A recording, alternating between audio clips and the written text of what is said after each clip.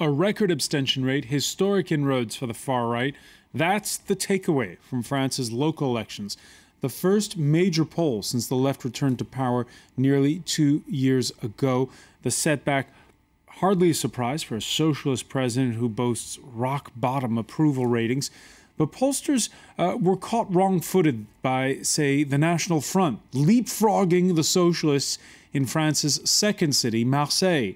True, these are local elections, and it's only the first round, but it's the National Front's biggest prize so far, Hénin-Beaumont, a northern Rust Belt town of less than 30,000. But next Sunday's runoff could spring bigger surprises. We're going to ask what the French see in the Eurosceptic anti-immigrant party of Marine Le Pen, how the mainstream parties will react, and whether it is a watershed moment, both for France and for Europe.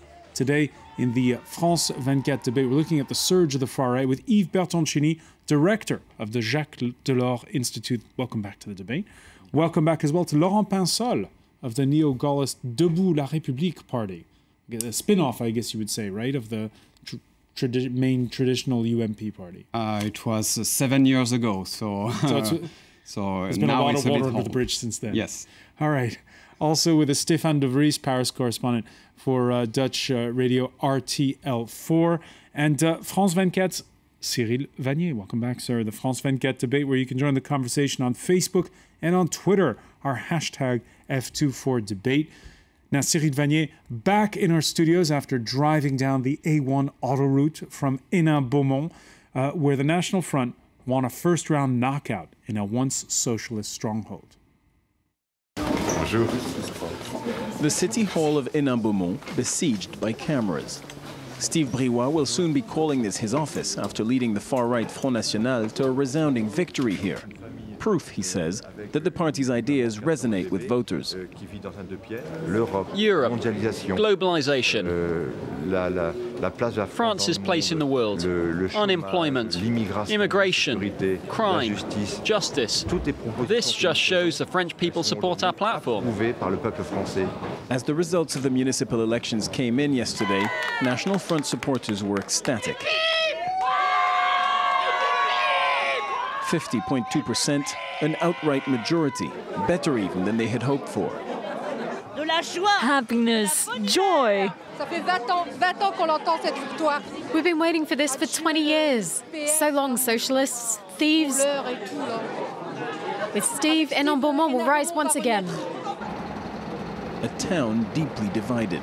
Left-wing voters are shell-shocked. Nora Baraka spent the night crying and can barely believe what's happening. I've never been able to believe that a town could be run by the National Front. Even if they refuse to admit it, they belong to the far right. As far as I'm concerned, that's the far right.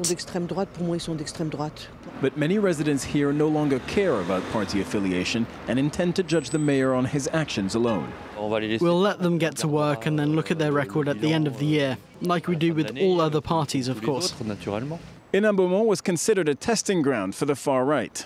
Steve Briouat now hopes that his spectacular first-round victory will spur other National Front candidates to success in the second round of France's municipal elections.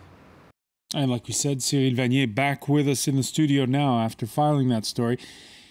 Cyril, a little bit of geography here. What makes Hénin-Beaumont such a target and a successful one for the far right? Well, I think it's a combination of factors. Really, it's a perfect storm in Hénin-Beaumont, a perfect storm scenario for the National Front.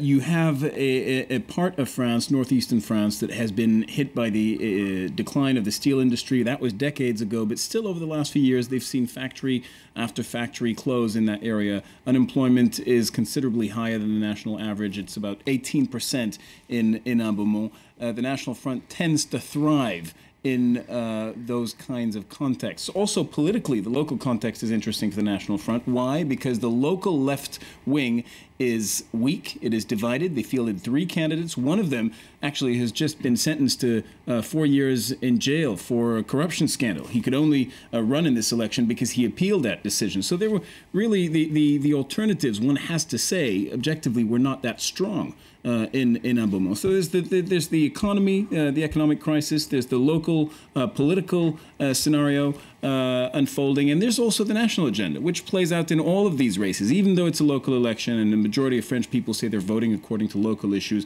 the national agenda does weigh on people's mentalities and the way people are going to vote. And a lot of people in Beaumont will tell you, look at what the socialists are doing. Should we be proud of François Hollande? This is bear in mind, this is a former socialist stronghold. What we're seeing here had never happened before. For 60 years, the voters in Beaumont have always elected a left-wing mayor from the Communist Party or the Socialist Party.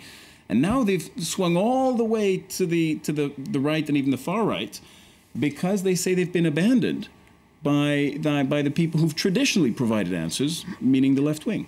And this, again, I'll put this to you, Yves Bertoncini, the north of France, it's kind of a newish territory for the far right.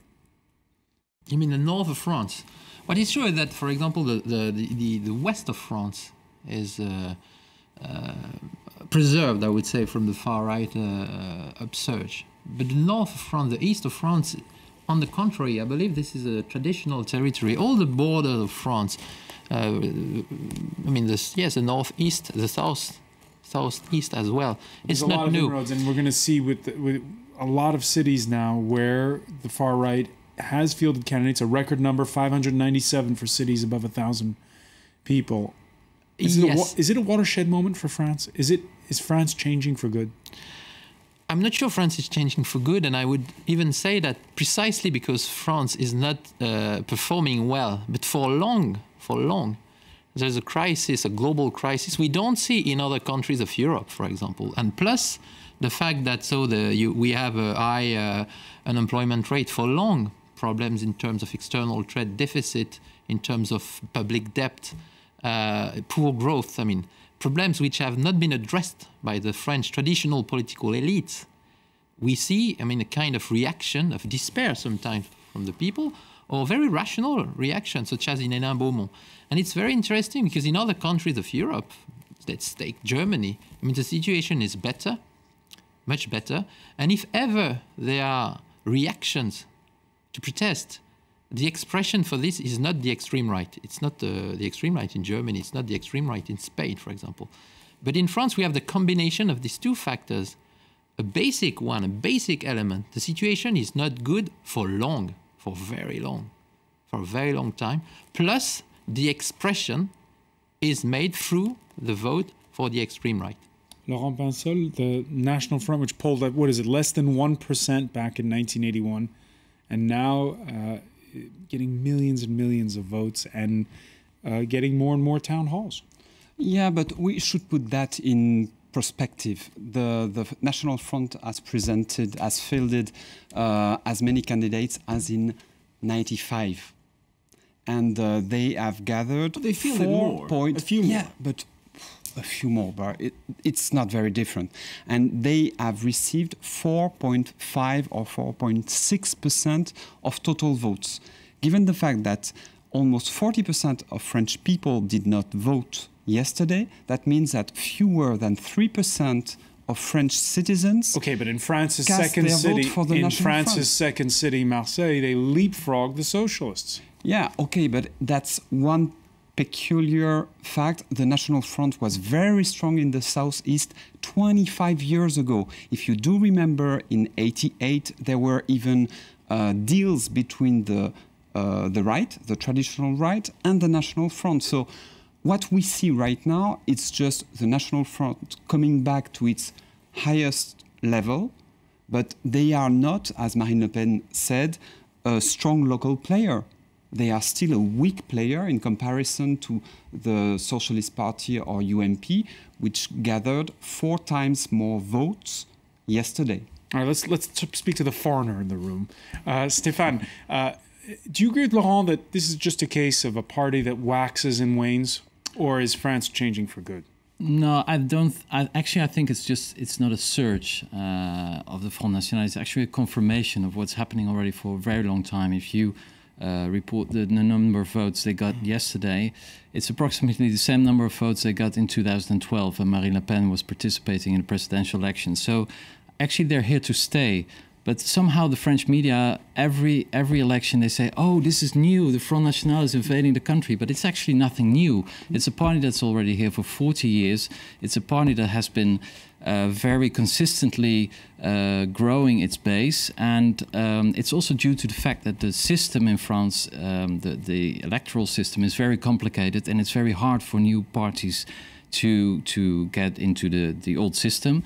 That's all one of the reasons that I think that the Front National represents approximately 20% of the French votes, and they only have 3 or 2 seats in the National Assembly, which is of course ridiculous.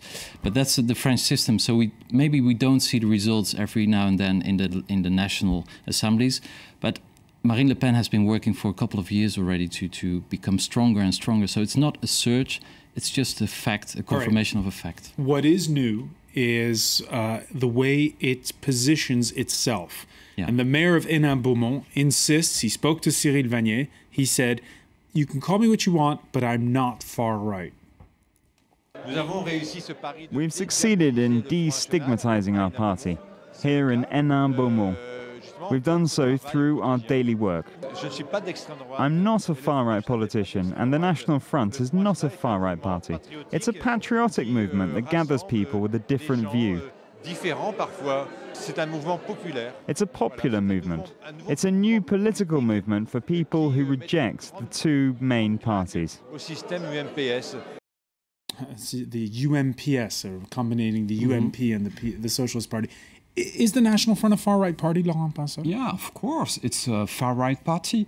When we look at the people that are within the committee of the parties, several have links with the worst far-right movements. They also have what they say is close to what traditional far-right movements are saying. They are lying about immigration.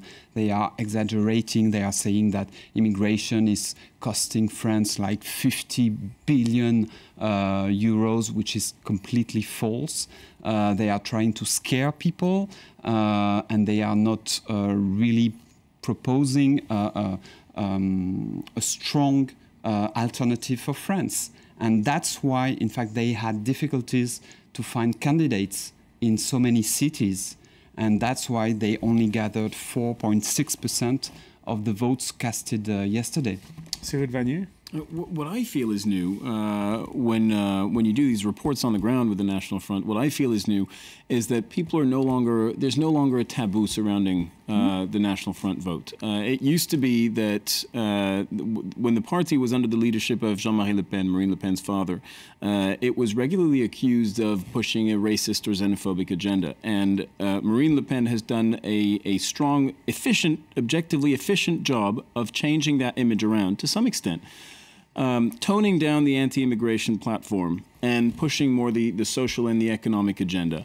And the result on the ground is that people will tell you, as they have told me, the National Front, you've got to change your perception of the party. The National Front is no longer a racist party. These are voters of the National Front who told me this. And so there's the feeling that they can no longer be accused of being racist just by virtue of the fact that they vote for the National Front. And there's also another very solid argument, I think, in what Steve Briouat is saying when he says you can't call me far right or extreme right. When half of a town, 50% of a population of 30,000 votes for a person, to what extent can you call them extreme? Yves BERTONCINI? Yeah, but there's a difference between the leader and the voters. Yes, well, the leader can be extreme and the voters are not. So, no, I think the model followed by the Front National. When people tell you that they're far right, yeah, what follows afterwards? Do they make anti-immigrant remarks? Do they make racist remarks? Indirectly, the fact that they pretend they are not from the far right shows that it's not good to be at the far right. I mean, apparently they're uneasy with this. Okay, so that's the first point. But the model is the former neo-fascist Italian movement. You know, Gianfranco Fini took the Italian neo-fascist movement, the Northern and League. It transformed. No, not the Northern League, the MSC at that time, and he took it. And then he made it evolving till a mainstream party at the end. Not at the end, during years and years. He was in a coalition with Berlusconi and the Northern League. So that's, I think, what Marine Le Pen has in mind. But the problem in this scenario is not only the voters, some voters in local elections, maybe at the national elections as well, the presidential election, 18%. But it's the alliance with other parties, and the Front National remains isolated. And of course, the key question in France is the position of the right, the Republican right. You have recalled us that in 1998, the mayor of Marseille, Jean-Claude Gaudin, had made an alliance with the Front National for the regional council. So the question is, could it be possible today in France, in these local elections, or elsewhere, maybe next year or the year after? This is the key question, because in some local context, and I truly believe that there are local reasons, including in terms of corruption at Hénin-Beaumont. I mean, we should consider this. But apart from this very precise local context, today they cannot reach the 50% ceiling that easily. They need a ally, and they don't have a ally yet, I would say. All right, but let's hear the message from the leader herself, Marine Le Pen, who says it's the end of what she calls, Stefan de Vries was mentioning earlier, how the electoral system in France works against smaller parties. She says it's the end of what she calls France's bipartisan model. This is the end of the two-party nature of French politics. The Front National is here, an independent political force, a strong political presence, and no longer just on a national level, we also have this local presence. And this is one of the main revelations tonight. By coming at the top of the list in large, important towns such as Avignon or Perpignan with over 120,000 people, this shows that the Front National has arrived in the mainstream in a pretty exceptional way. Stefan de Vries? Yeah, I think she's right up to a point because, like I just said, if the Front National participates in the national elections, they never get a lot of seats. But it's probably true, well, it depends on the polls, but she might become the largest party of France in 2 months from now in the European elections, which is the only election which is proportionate. So that means that she really, actually, the results are really an image of the political, are really a political representation of the country, and that's something where that's actually the only election where she can say, yeah, we're the third force or the second force, and we're breaking this, well, this UMPS system, as she calls it. So she has a point, but I think we should also take into consideration that these are local elections, and we cannot simply project the results of these local elections onto a national image. Abstention rate, will it be the same next week? Next week? Difficult to know. It should probably be close to the result, the unfortunate result we had yesterday, I guess. All right, we're going to come back, talk about how the other parties, Yves Bertoncini broached it a moment ago, how the other parties will be handling the National Front for the second round. Stay with us, you're watching the France 24 debate.